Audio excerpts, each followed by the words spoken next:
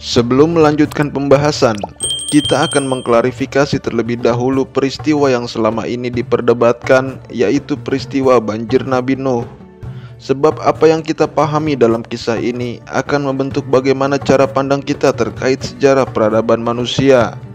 Yang perlu dijawab di sini adalah, yang pertama, apakah banjir itu merupakan peristiwa sejarah atau hanyalah mitos belaka? Kedua, jika benar peristiwa sejarah, apakah itu banjir lokal atau banjir global? Sebelumnya, kita telah membahas fase sejarah Neolitikum. Mari kita flashback sekilas. Pada fase kebudayaan tersebut yang dimulai sekitar 12.000 tahun yang lalu, terjadi bersamaan dengan berakhirnya zaman es Pleistosen dan dimulai zaman interglasial, lebih spesifik dalam periode Holosen hingga masa sekarang ini. Selama periode ini, lapisan es tebal yang menutupi wilayah kutub utara dan selatan dan iklim global mengalami perubahan dramatis. Suhu rata-rata global menghangat dan es yang terkumpul selama periode zaman es mulai mencair.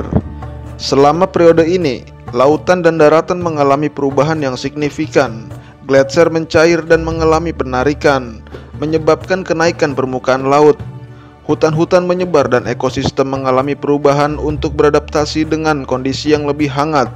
Ini menciptakan kondisi yang menguntungkan bagi manusia untuk mengembangkan pertanian, membangun pemukiman tetap, dan mengembangkan peradaban.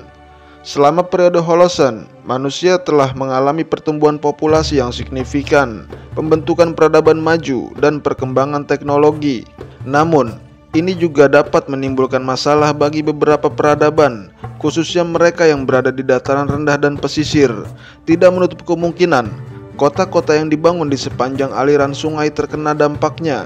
Transisi suhu bumi menyebabkan cuaca ekstrim pada beberapa waktu dan tempat, kelembapan yang tinggi, peningkatan curah hujan, dan mencairnya gunung-gunung es dan gletser, serta badai dahsyat. Sebagaimana kita pun merasakan sekarang ini di saat perubahan iklim dan cuaca sedang tidak stabil, misalnya ketika pancaroba atau peristiwa pemanasan global, maka akan menimbulkan cuaca ekstrim seperti badai, angin topan, banjir, dan sebagainya secara tidak terduga. Hal seperti ini tentu terjadi di waktu-waktu dahulu di saat masih melimpahnya deposit es global. Suatu bencana telah terjadi pada pertengahan masa Holosen dengan indikasi-indikasi seperti yang telah disebutkan. Pada puncaknya, mencairkan bongkahan dan lapisan es terbesar dalam sejarah, mengurangi jumlah es secara signifikan, serta diikuti badai dan intensitas hujan yang sangat tinggi hingga berhari-hari. Ini yang menyebabkan banjir besar yang menenggelamkan beberapa wilayah bumi yang rendah. Banjir besar yang terjadi pada masa Nabi Nuh sebagaimana diceritakan dalam kitab suci merupakan kejadian bersejarah yang tidak dapat dibantah oleh bukti geologis maupun sejarah. Ditambah lagi, penggalian arkeologi kota Ur di Irak pada 1920 hingga 1930-an oleh Sir Leonard Woolley menemukan bahwa di wilayah tersebut pernah terjadi banjir yang teramat dahsyat, sebab deposit tanah liat dalam jumlah yang sangat besar ditemukan di bawah bukit kota Ur yang telah memisahkan dua periode kehidupan manusia. Begitu juga jejak-jejak dalam bentuk sisa-sisa organisme laut yang melekat dan tersimpan dalam lumpur. Melalui analisis dengan menggunakan mikroskop terungkap, banjir yang begitu besar telah memusnahkan peradaban Sumeria. Bukti lainnya yang paling terkenal ialah ditemukannya fosil kapal di Gunung Ararat, Turki yang diduga kuat merupakan peninggalan Bahtera Nuh dan tempat berlabuhnya. Selain itu, penemuan kota Surupak menjadi menarik karena menurut bangsa Sumeria sebagai tempat asal Nuh dan menjadi kota utama sebelum terjadinya banjir. Penemuan-penemuan terbaru kota ini diharapkan dapat semakin membuka pengetahuan kita dan memberikan informasi serta bukti-bukti lebih banyak. Lalu apakah banjir tersebut dalam skala global atau lokal? Jika mengacu pada data sejarah dan geologi, maka dapat kita ambil kesimpulan bahwa kisah banjir Nuh merupakan peristiwa lokal namun berdampak pada belahan bumi lain, mulai dari dampak kecil, sedang, hingga besar. Dalam arti, peristiwa ini tidak menenggelamkan seluruh kehidupan di bumi, namun cukup untuk mengurangi populasi manusia. Jadi, Kisah Nuh atau Noah yang diceritakan dalam Al-Quran dan Bible merujuk pada salah satu wilayah terdampak yang didiami oleh suatu bangsa atau kaum tertentu. Wilayah-wilayah peradaban yang terkena dampak dan peristiwa ini ialah yang hidup di sepanjang aliran sungai besar seperti Sungai Kuning di Cina, Sungai Indus, Sungai Nil, sungai di Amerika Selatan, dan lain-lain. Begitu juga wilayah peradaban di sekitar pesisir dan kepulauan seperti Nusantara, Oseania, Australia, dan sejenisnya. Sebelumnya wilayah-wilayah tersebut adalah daratan yang lebih besar dan menyatu. Namun pada masa sekarang ini, menyisakan daratan yang lebih tinggi membentuk kepulauan kecil atau menyempit, sedangkan yang terendam air laut membentuk selat. Ini yang menjelaskan penemuan bekas-bekas peradaban dan kota-kota yang terendam di bawah laut dan kisah Atlantis. Itulah mengapa kisah serupa terkait banjir besar tersebar di banyak peradaban dunia. Cerita-cerita ini dituturkan turun-menurun, berkembang dan disisipkan tambahan-tambahan seiring berjalannya waktu dengan berbagai motif, sehingga membentuk mitos dan legenda. Kesamaan dari sebagian besar mitos tentang banjir di berbagai peradaban ini ialah bahwa banjir hanya menyisakan sejumlah kecil manusia dan seringkali menampilkan tokoh protagonis seorang bijak yang memiliki hubungan dekat dengan Tuhan untuk memimpin misi penyelamatan manusia dan memulai kehidupan baru.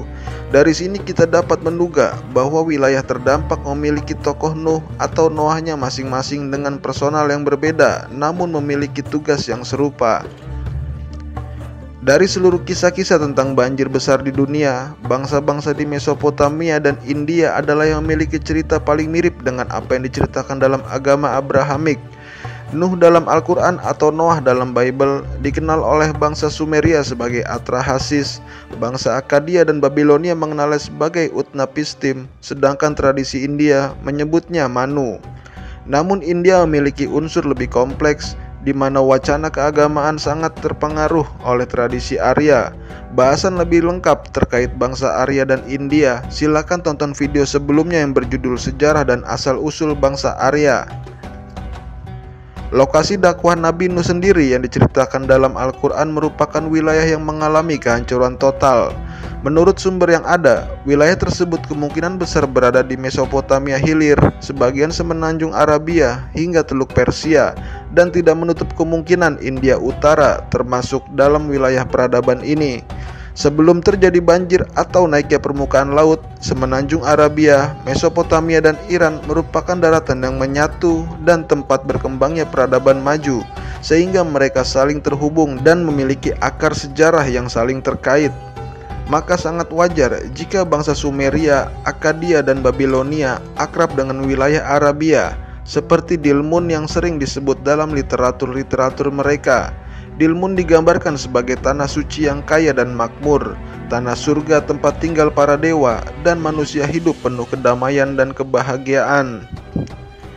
Semenanjung Arabia dan Mesopotamia Selatan adalah wilayah daratan rendah yang pernah tenggelam oleh campuran air laut dan air tawar selama berminggu-minggu sekitar tahun 4500 hingga 5000 sebelum Masehi. Setelah surut, akhirnya menyisakan wilayah yang kita kenal sekarang ini dan dibatasi oleh Teluk Persia. Jazirah Arab pun menjelma menjadi gurun pasir yang tandus. Seperti kita ketahui bersama, wilayah-wilayah ini sebelumnya merupakan wilayah yang subur dan hijau. Namun keadaannya berubah sekitar 7.000 hingga 6.000 tahun yang lalu. Hingga sekarang belum mampu pulih dan kembali sebagaimana masa lalunya.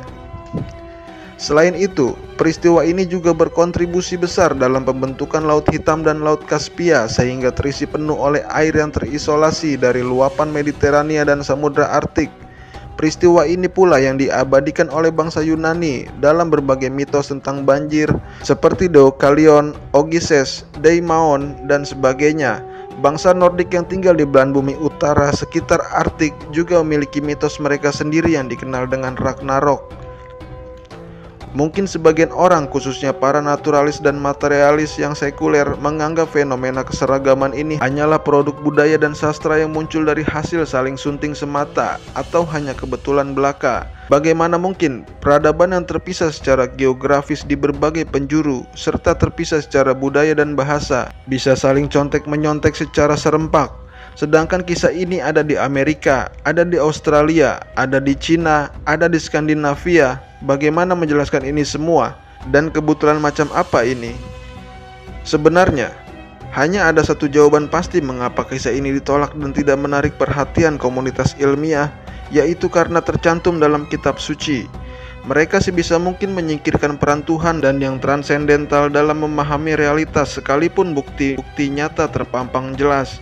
Dengan begitu, membatasi sumber-sumber informasi dan ruang interpretasi yang berpengaruh dalam menjelaskan segala kejadian alam, sosial, dan sejarah.